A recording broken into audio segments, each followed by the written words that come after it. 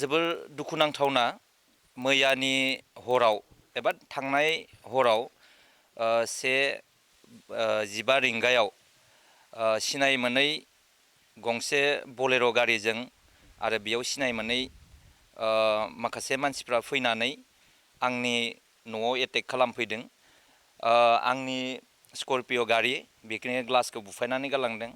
लोगोसे बियार बथलजों आरो अन्थाइजों जोंनि न'खरखौ थिङाव खुबैदों आरो जोंहानि न'खरनि खाथिनि आदै जायो बिसोरनि थिङावबो खुबैदों।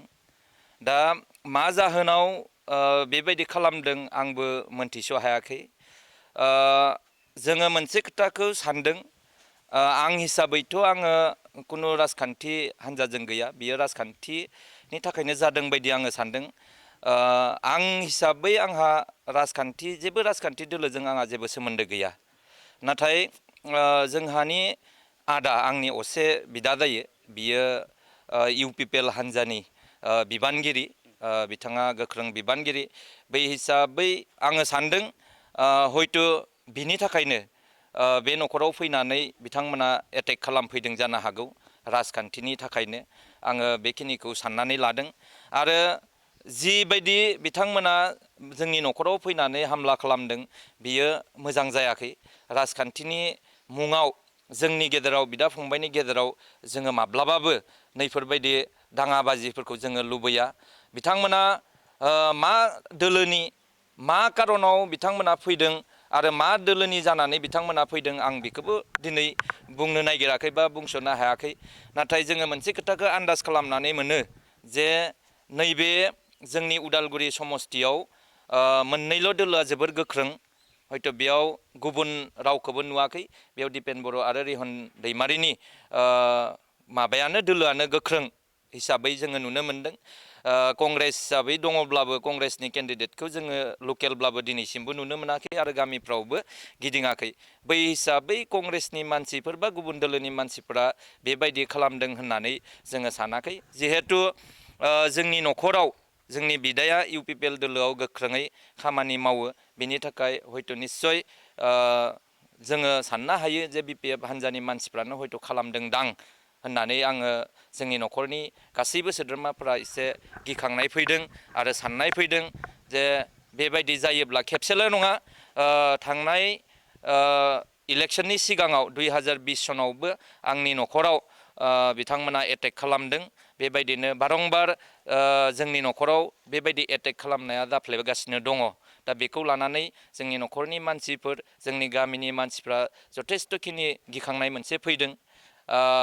जोङो सानदों दा बिथांमोना बेबायदि खामानिनिफ्राय गोजानाव थानांगौ आरो बेबायदि जुदि मोनफ्रोमबो दोलोनि मानसिफ्रा बेबायदि रिभेन्स लालायनानै, खिथेर लालायनानै जुदि नांलायनो गोनां जायोबा, खमलायनो गोनां जायोबा गोदोनि मोनसे थासारिया फैफिनगोन।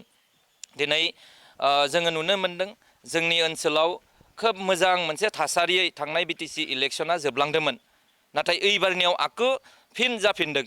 गोदो जोङो जेथिया 2010फोराव जोङो नायदोंमोन, 2010आव जेथिया BPF सरकारा सरकार खालामदोंमोन, बै समावबो गोबां बेबायदिनो राजखान्थिनि मुङाव बाक्सा चिरांफोराव गोबां जोंनि इन्टेलेक्सुयेल महलनि मानसिफ्रा थैनो गोनां जादोंमोन।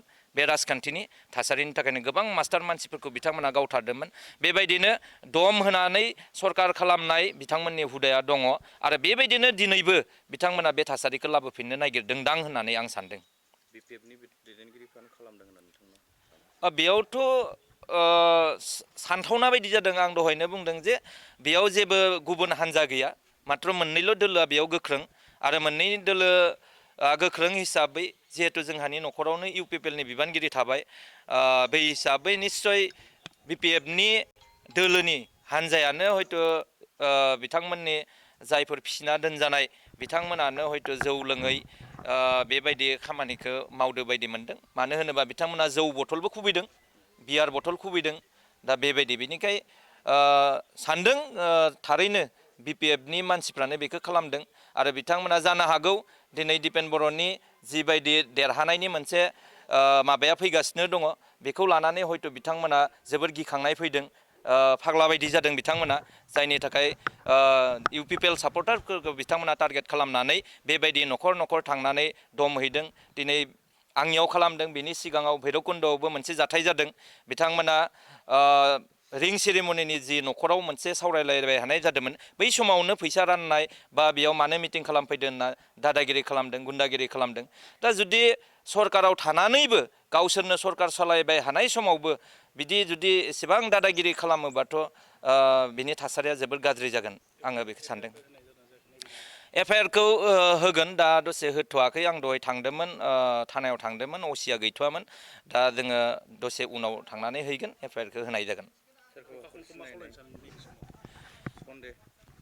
सन्देह हिसाबै आं मानसि हिसाबै जिहेतु आङो नुवाखै बलेर' गारि गंसे फैदों बलेर'नि साउन्डखौ आं सोदोबखौ आङो हमना मोनो दा बे हिसाबै बिथांमोना एटेकखौ 5 मिनिटनि गेजेराव खालामदो फैनानै धां धुं खालामखाबाय थिङाव अन्थाइ खुबैबाय बियार बथल खुबैबाय लोगो लोगो ग्रुं ग्रुं खारनानै दाब्रायलांखाबाय दा बेबायदि खालामदों दा आङो मोनसेल' खोथाखौ आङो बुंनो लुबैदों प्रसासना जाहाथे नैफोरबायदि थासारिखौ कन्ट्रल खालामो आरो बेबायदि थासारिया जुदि जाबाय हायोबा जोंनि ओनसोलाव जोबोर गाज्रि मोनसे थासारिया सोमजिगोन मानो होनोब्ला दिनै बयनियावबो थै अरा दङ बा बिथांमोना खालामोबा UPPL-नाबो खालामफिनगोन जोङो बिदिखौ माब्लाबाबो लुबैया जोङो सानफ्रोमबो राजखान्थिनि नामाव जोङो बिदा फंबायनि गेजेराव दाङाबाजिखौ लुबैया राजखान्थि दोलोआव सबबो थानो हायो गणतन्त्र मोनसे देशआव बयबो गावनि पसन्दनि केन्डिडेटखौ दैखांहरनो हायो आरो गावबा गाव चइस थायो